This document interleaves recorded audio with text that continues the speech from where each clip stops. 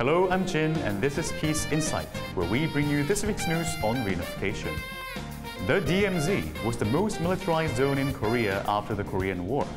However, there's been a shift in the wind since last year. We introduce an exhibit that casts light on the peaceful process of change in the DMZ. Winnie's feeling nervous to meet Cheolsu's father, but the way he looks at her is very disquieting. Let's take a look at how this awkward meeting unfolds. 그동안 우리가 알고 있던 곳과는 다른 모습. 국내외 예술가들이 만든 또 다른 DMZ. 그곳으로 여러분을 초대합니다.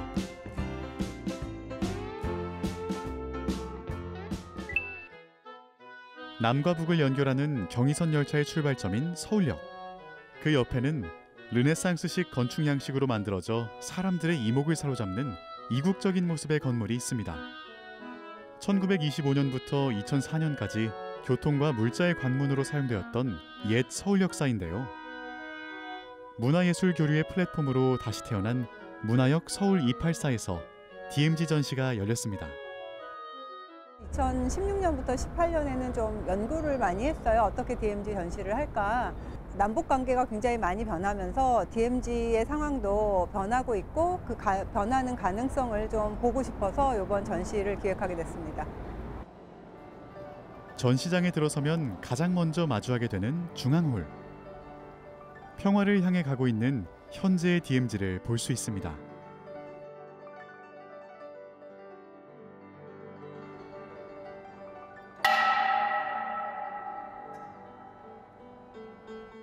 정현두 작가는 2017년 12월부터 1년간 동부전선과 서부전선으로 이어지는 전망대 중 13군데를 계절별로 방문해 사진을 찍었습니다.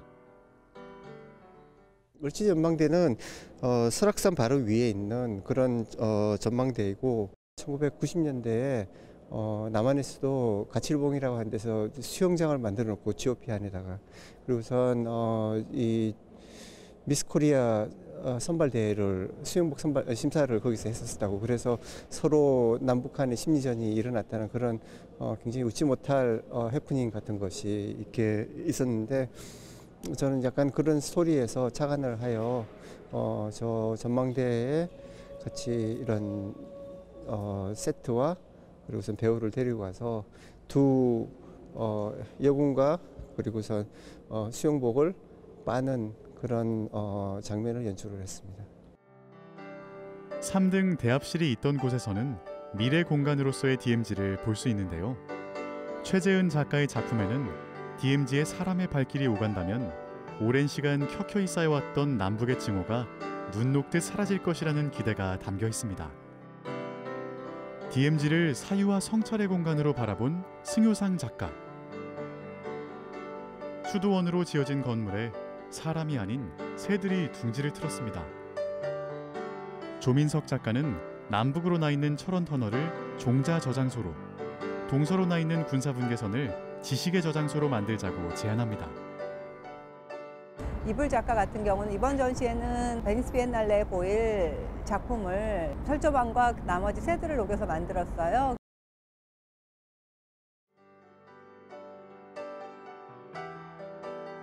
저걸 보면 살짝 울컥했어요. 언젠가 또 남측의 분들과 북측의 분들이 또 만나서 철조망을 뚫고 만나서 자유롭게 교류할 수 있는 날이 왔으면 좋겠다 그런 생각이 들었습니다.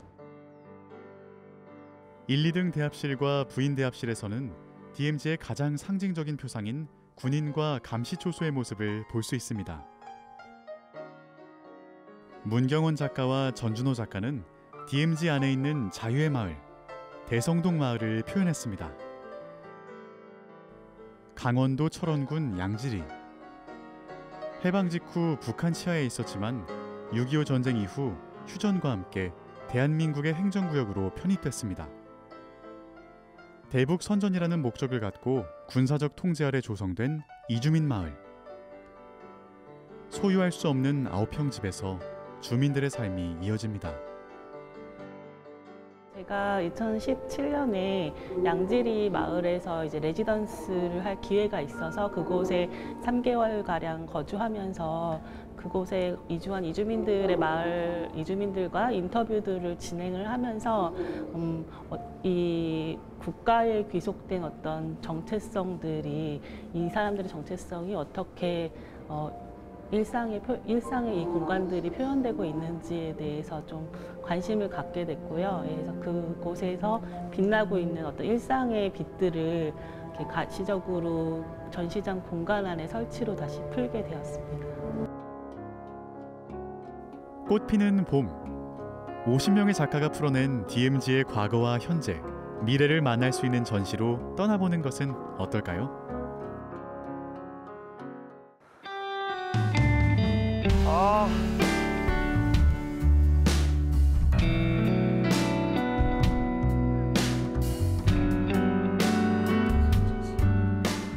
분희 씨 전화 좀 받으라고요 좀. 미치겠네 진짜.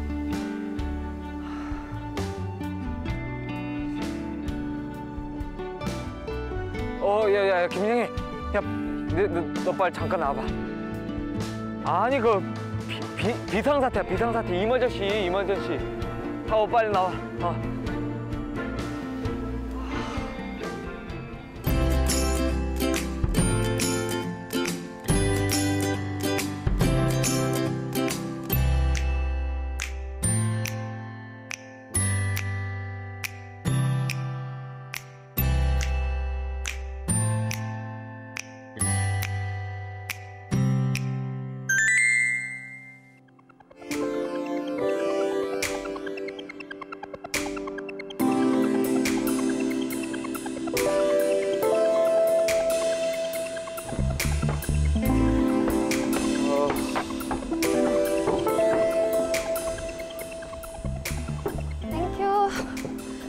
왜 뭔데? 빨리 말해봐. 뭔데? 5초 줄게. 야, 나 아버지한테 분희 씨 괜히 소개시켜줬나 봐. 아빠? 왜? 아니, 난 우리 아버지가 고지식한 줄은 알았는데 난 그렇게 꽉 막힐 줄은 나 생각도 못했거든? 아휴, 이러니. 오빠가 눈치가 없다는 거야. 그걸 왜 몰라? 아빠랑 같이 뉴스만 봐도 알겠구만. 특히 북한 관련 뉴스 볼 때는 좀 답답한 면이 있긴 했어. 몰랐어? 진짜? 난 몰랐지. 하긴 집에 들어오셔야 알겠죠, 이 양반아. 왜? 무슨 일 있었어? 그게 말이야. 아버지가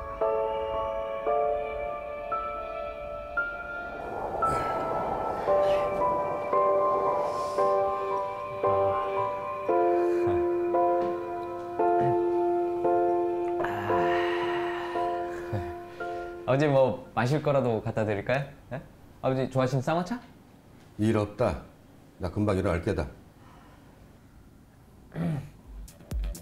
분희 씨 뭐 좀 더 먹을래?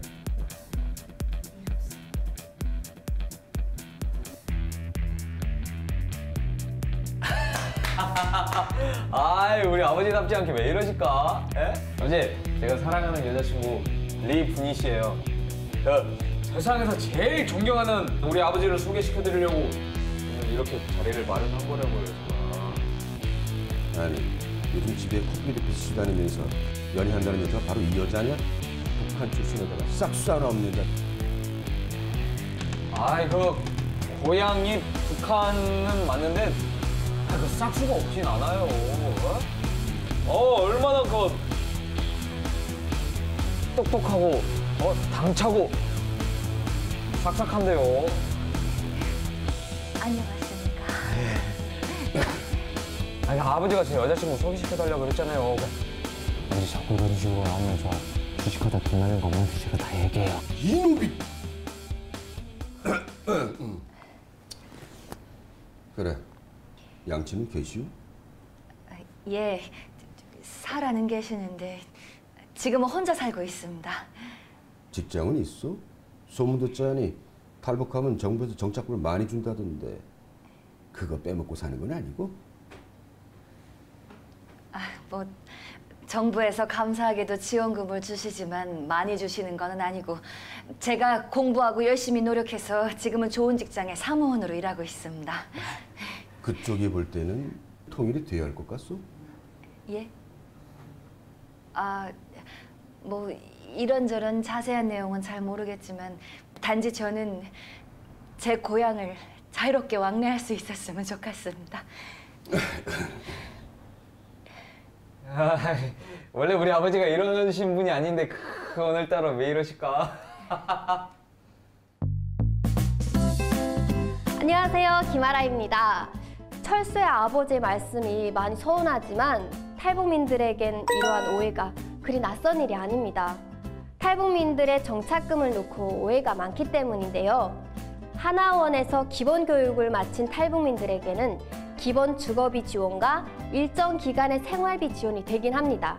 하지만 이것은 기본적인 생활을 유지할 수 있을 만한 최소한의 금액으로 산정되어 있는 건데요. 통일부에서는 탈북민들에게 물질적 지원보다 교육, 취업 등 사회에 어우러질 수 있도록 하는 실질적 지원에 노력하고 있다는 점 편견 없이 바라봐 주셨으면 좋겠습니다. 아가씨한테 미안한 말이지만 난 철수가 평범한 가정에서 자란 사람을 만났으면 해요. 그 아가씨 고향이 북한인 것도 싫고 뼈저리는 아픔을 가슴에 품 것도 싫고 남들과 다른 말투도 싫소. 다시는 안 봤으면 해요. 먼저 갈게. 아버지!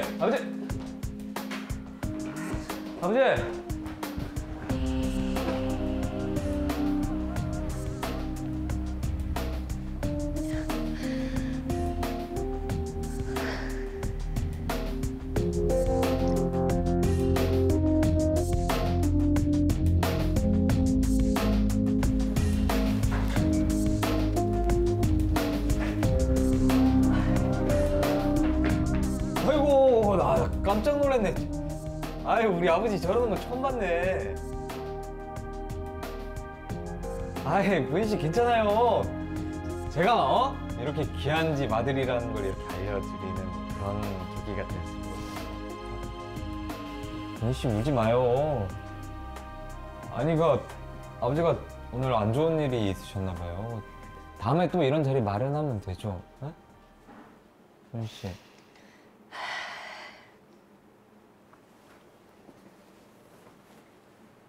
철수 씨. 왜 그래요, 분유 씨? 불안하게. 사람이 살면서 아픔 하나 없는 사람이 없고 내 고쳐지지 않는 사투리는 내가 억지로 노력해서 고쳐볼 수 있다 하겠지만 내가 북에서 태어난 것만큼은 어쩔 수 없는 것 같습니다. 철수 씨가 가장 존경하는 분이 아버지라면서요. 근데 그런 분을 나 하나 때문에 슬프게 만들 수는 없지 않겠습니까? 아니, 그게 무슨 말이에요? 우리 더 이상의 만남은 의미가 없는 것 같습니다. 아마 처음부터 안 되는 사이였을지도 모르지고. 아니, 부인 씨 왜 그래요? 그런 말 하지 말아요. 미안합니다. 먼저 가보겠습니다. 아니, 부인 씨. 부인 씨.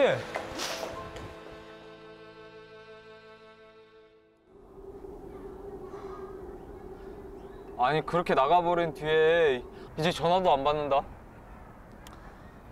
심각하네. 이제 어떡할 거야? 야, 근데 난 좀 서운하다. 아니, 그 아버지한테 그렇게 좀 미운 소리 좀 들었기로서니 그렇게 일방적으로 이별을 통보하는 건 좀 아니지 않아? 아니, 적어도 내 얘기는 좀 들어봐야지. 오빠. 근데 내 생각에는 분이 언니가 남한에 와서 우리 아빠같이 그런 고지식한 사람들을 많이 만났을 거야. 아마 거기서 상처도 많이 받았을 거고. 근데 어쩌면 가족이 될 수도 있는 사람들한테서 그런 말을 들었으니 얼마나 충격이 컸겠어. 그런가? 아니, 그래도 분희 씨 애인은 나잖아. 내가 지켜줄 수 있는데. 오빠! 그럼 헛소리 하기 전에 분이 언니 마음이나 좀 헤아려 볼래?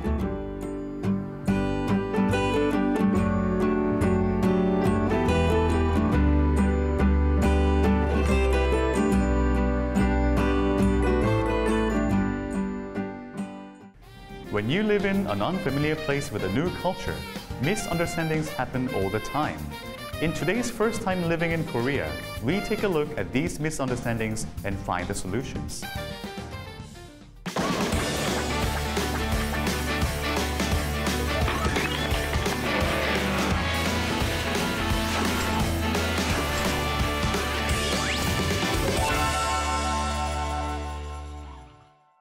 안녕하세요. 한국 생활은 처음이지?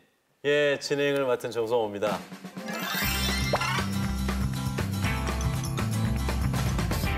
올해로서 한국 생활을 하신 지 14년 차의 네. 조미영 씨. 안녕하세요. 조미영입니다.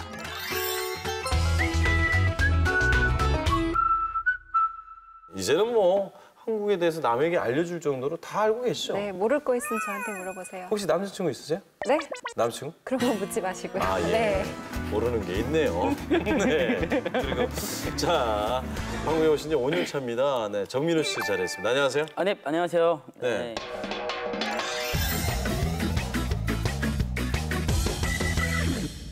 옆에 앉으신 분, 제 사돈이 8촌 되시는 분 앉아서 만나서 반갑습니다. 아, 저하고요. 아무래도 같은 정씨다 보니까 끝까지 저희 친척이라고 계속 묶이고 있어가지고요. 저도 그냥 친척하기로 했습니다. 뭐 정씨는 다 똑같죠. 민우 씨 기분이 많이 좋은가 봐요. 자, 오늘 나눠볼 주제는요. 바로 오해나 자격지심에서 오는 갈등입니다. 네, 첫 번째 사연은 제가 읽어드릴게요. 네네. 식당에서 일하고 있는 탈북 3년차 서인숙입니다. 정착 초기 취업을 하려다 탈북민이라는 이유로 몇 번 거절을 당하고 나니 이대로는 안 되겠다 싶어 탈북민이라는 사실을 숨기기로 했습니다. 아, 취업이 안 되니까. 네, 그렇게 해서 드디어 한 식당에 취업을 하게 되었어요. 네네네. 하지만 늘 불안불안했습니다. 혹시 탈북자인 걸 들킬까 봐 못 알아들어도 다 알아들은 척했고 물어보고 싶은 게 있어도 혼자서 해결하느라 끙끙 앓기도 했죠. 그러던 중 사건이 터지고 말았습니다. 네네네.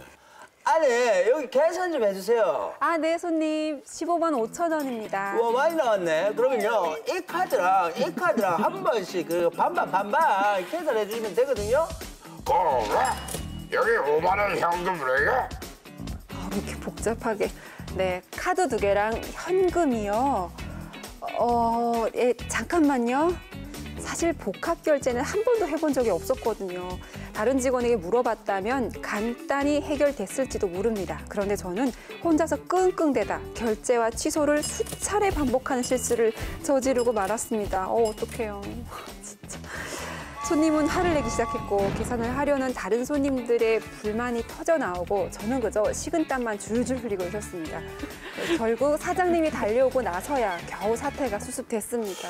아니 근데 저도 가게를 진짜. 해봤지만 네. 보통 일하는 아르바이트생들도 이런 거 잘 몰라요. 물어봐야죠. 근데 이게 탈북민, 그러니까 북한 이탈 주민하고는 뭔 상관이죠? 내가 탈북자다라는 생각을 딱 갖고 있는 사람들은 나만 모른다고 생각하는 거예요. 아, 다른 그쵸. 사람들은 다 아는데 그쵸. 이게 나만 모르는 거니까 그렇죠. 내가 이걸 모르면 내가 탈북자인데 들통나겠지? 이런 경우가 생각을 많이 하시는 있습니까? 거죠. 근데 이런 경우 너무너무 많죠. 많아요? 너무 많죠. 저 예전에 이런 그 바 있잖아요. 네네네네. 칵테일 바에서 일했는데 네네. 저도 말 안 했거든요. 바에서 이럴 때. 네, 근데 레몬 갖고 와 이렇게 얘기하시잖아요. 레몬 가져와 그럼. 레몬이 뭔지 모르는 거예요. 그러니까 내가 아는 과일만 먼저 분류를 하는 거예요. 이건 사과니 있고 이건 배고 그다음 모르겠는 과일 아무거나 하나 들고 가는 거예요. TV를 갖고 간 거예요. 그러면 어머머머. 야, 너 레몬 갖고 오라니까 왜 이거 갖고 와? 이러면 아, 맞다. 그러면서 잘못 알아들은 척하고 아, 이거는 레몬이 아니었구나 해서 옆에 거 이렇게 가져가고 이런 적이 저도 있었어요. 사실 물어보면 되는데 그날 영업이 끝난 후 사장님이 절 부르셨습니다. 인숙 씨. 이봐요. 어디 봐. 내 가발 보지 말고. 일 시작한 지 6개월이나 지났는데 포스기 사용법 그렇게 서툴러서 어떻게 해요? 잘 모르면 물어봐야지. 손님을 그렇게 기다리게 하면 되겠어요? 저는 아무 말도 할 수가 없었습니다. 고개만 숙이고 있는데 눈물이 뚝뚝 흐르기 시작했습니다. 왜 그래요? 인숙 씨. 당신 눈물이 흐르면 난 가발이 흘러요. 농담입니다. 인숙 씨. 내가 지금 혼내려고 그러는 게 아니잖아요. 어려운 게 있으면 얘기를 해줘야 제가 할 거 아닙니까? 결국 저는 사장님께 탈북민임을 고백했고 이제 이 식당도 그만둬야겠구나 생각했어요. 그런데 이게 웬일입니까? 이봐, 인숙 씨.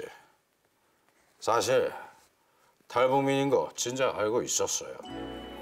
아니 그게 뭐가 문제입니까? 예? 문제가 되나요? 네, 그렇습니다. 사장님이 이미 모든 것을 알고 있었습니다. 말투 보면 딱 알지. 중국 동포인가 했는데 중국 손님 맞는데 말을 못 알아들었잖아요. 그래서 난 탈북민인가 보다 했어요. 내가 먼저 아는 척 했어야 되는데 미안 부탁해요. 네, 이렇게 또 사장님이 또 정말 통하신 분이네요. 부탁해요가 어딨어요. 없잖아요. 부탁했을 거예요. 줄임이 높으면 작가님께서. 근데 왜 숨기는 거예요? 많이 힘들었잖아요. 탈북하면서 힘들었고 북한에 살았던 이유만도 힘들었는데 한국 와서 또 탈북자가 되기 싫은 거야. 나도 당당한 한국 사람이 되기 싶은 거야. 뭔지 알겠다. 근데 이게 안 되는 거죠. 또 입을 닫게 되고, 그러니까 점점 더 저는 움츠러들고, 근데 이렇게 움츠러드는 상황이 계속 반복되면 더 나는 그 사이를 배우지 못하고 더 모르게 되고 또 악순환이 좀 연속되는 것 같아요. 그 일이 있고 난 후부터 자신감을 되찾았습니다. 이제는 포스기로 월 매출 관리를 할 정도로 베테랑이 되었습니다. 그러던 어느 날 밤, 늦은 밤에 집에서 쉬고 있는데 사장님에게서 전화가 걸려왔습니다. 네, 전화 왔어요. 전화 왔어요. 무슨 일일까요? 인석 씨. 밤늦게 미안해요. 오늘 현금 5만 원이 비는 것 같은데 혹시 인석 씨? 사장님, 지금 그걸 저한테 왜 물어보시는 겁니까? 그래도 혹시 오늘 근무할 때 인석 씨가 깜빡했나 해서. 너무하십니다, 사장님. 어떻게 저를 의심하실 수가 있습니까? 이러 의심하는 게 아니라. 지금 제가 탈북민이라고 의심하는 거지 않습니까? 저는 안 가져갔습니다. 그리고 그렇게 의심스러우시면 경찰에 신고하시든지 말든지 마음대로 하시오. 인석 씨. 다음 날 퉁퉁 부은 눈으로 사표를 품에 안고 출근했습니다. 네네네. 도둑이라는 오해를 받고 더 이상 이 회사를 다닐 수가 없었거든요. 그런데 출근을 했더니 사장님이 5만 원을 찾았다며 좋아하시는 거예요. 5만 원권 지폐 한 장이 바닥에 떨어진 것이었더라고요. 알고 보니 그날 밤 사장님은 저뿐만 아니라 다른 직원들한테도 확인 전화를 한 번씩 다 하셨다고 해요. 그 자리에 있었던 사람들에게 확인을 하는 건 어쩌면 당연한 것이었는데 그렇죠. 괜한 자격지심에 오해를 했던 제 자신이 너무 부끄러웠습니다. 저 택시를 탔는데 택시를 탔어요. 네네. 12시 넘어서 탄 거예요. 네네네. 근데 저는 12시 넘으면 그 할증이 붙는 걸 몰랐어요. 네네네. 푸른마을 가주시오. 이렇게 얘기했는데 아저씨가 이렇게 돌아보시더라고요. 그래서 날 탈북자인 걸 알아들으셨구나 생각하고 있었는데 기본적으로 내가 택시 요금이 한 2,000원 얼마인 줄을 알고 있었는데 얼마 안 가서 막 3,000 얼마가 되어 있는 거예요. 그래서 막 속으로 이 아저씨가 내가 탈북자인 걸 알고 바가지를 씌우나 보다. 요금을 바가지 씌웠구나 막 이러면서 말할까 말까 막 속이 막 벌렁벌렁 거리는데 계속 생각나고. 네, 계속 막. 근데 끝내 무서워서 말 못했어요. 네. 그리고 집에 올라와가지고 막 엉엉 울면서 오빠한테 내가 탈북자라고 아저씨가 나한테 돈을 엄청 받았다고. 택시비를 더 받았다. 네, 얘기했는데 오빠가 그거 할증 붙어서 그런 거라고.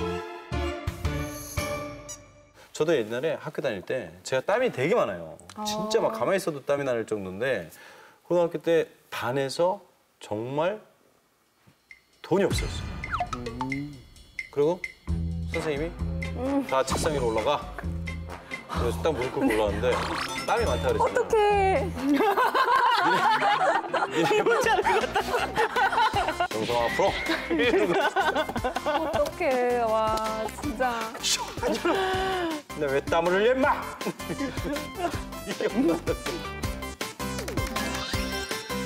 인쇄소를 경영하고 있는 탈북 7년차 이철민입니다. 처음 남한에 정착했을 때 여러 직장을 전전했습니다. 그러다 한 인쇄소에 취직을 했는데 일이 너무 재밌는 거예요. 내 적성이다 싶었습니다. 근데 문제가 딱 하나. 유난히 저한테만 혹독한 사장님이셨습니다. 그렇게 이래가지고 제 시간에 납품할 수 있겠어? 이런 못난 놈. 이거 반품 들어오면 당신이 책임질 거야. 이봐, 고객한테 왜 인사를 똑바로 안 해? 이렇게 매일 화를 내는 거예요. 화를. 와, 근데 진짜 왜요? 똑같아요. 나쁜 사람이요? 아니, 그 할아버지. 이순지 아저씨요? 예. 못난 것. 예. 온갖 구박을 받으면서 2년이라는 시간이 흘렀습니다. 이제 버틸 만큼 버텼다는 생각이 들었어요. 사장님. 왜? 저 회사 관두겠습니다. 이제 자네한테 일 좀 맡기고 편히 좀 쉬어도 되겠다 했는데 그만두겠다고? 네, 더 이상 못 견디겠습니다. 다른 데 가면 설마 여기보다 못하겠습니까? 그런데 사장님은 그만두겠다는 저에게 뜻밖의 제안을 하셨습니다. 여기 그만두고 창업을 해보면 어떻겠어? 네? 창업을요, 제가? 딱히 대안이 없는 저는 반신반의하여 인쇄소를 창업을 했어요. 그런데 사장님의 말은 진심이었습니다. 고객을 연결해주고 어려운 일을 물심양면으로 도와주기까지 하셨으니까요. 알고 보니 사장님은 일찌감치 제 능력을 알아보셨고 좀 더 빨리 성장하길 바라는 마음에 더 혹독하게 가르쳤던 것을 제가 오해했던 겁니다. 저는 지금 후배 탈북민들과 함께 일을 하고 있는데 그들에게 어떻게 하시는지 아십니까? 이 정도 해가지고 가장 노릇이나 제대로 할 수 있겠어? 사장님 말을 너무 더 열심히 하란 말이야. 그래도 그런 말을 하면 안 돼. 남들처럼 해가지고 되겠나고. 다행히 자신들을 위해 더 혹독하게 구는 제 마음을 아는지 지금까지 후배들은 잘 따라주고 있고요. 몇몇은 곧 자립시킬 예정입니다. 와, 박사님 좀. 야, 저 이분 알거든요. 정말 네, 이분 알아요. 알아요? 제가. 네, 이분 아는데 이분한테도 이런 사연이 있는 줄 몰랐네요. 진짜 성공하셔가지고 탈북민 친구들과 함께 그 인쇄업을 하고 계시는데 굉장히 일을 잘하십니다. 진짜. 저도 알고 있습니다. 그러니까 알고 있어요? 이분이 네. 성공하게 된 계기가 분명히 이 사장님이 있었기 때문에. 그러니까요. 난 탈북민이야. 나는 그 어려운 북한에서도 살았고 탈북이라는 그 어려운 과정도 이겨냈고 난 정말 다 해낼 수 있어. 탈북민이라는 걸 당당히 밝히셔도 될 것 같고요. 또 모를 거 있으면 적극적으로 물어보시면서 적응을 좀 잘 하셨으면 좋겠습니다. 네, 정민우 씨? 저는 어디 가는 곳마다 탈북자 냄새를 풍기고 다니고요. 탈북자 티를 내며 돌아다녀요. 근데 이거 네. 도와주신 분도 많고 도움이 될 일해주신 때가 분도 훨씬 많고 많죠. 해서 티를 내면서 온데 냄새를 풍기며 돌아다니시면 괜찮을 것 같습니다. 자격지심 때문에 굳이 본인을 숨기면서 내 스스로가 이건 안 돼 저건 안 돼 판단하지 않았으면 좋겠습니다. 여러분을 도울 사람들은 주변에 많이 있으니까 꼭 오픈하시기 바랍니다. 지금까지 이야기를 나눠봤습니다. 다음 시간에 뵙겠습니다. 안녕히 계세요. 예, 박수 쳐도 돼요. 네. 오늘 훈훈했습니다.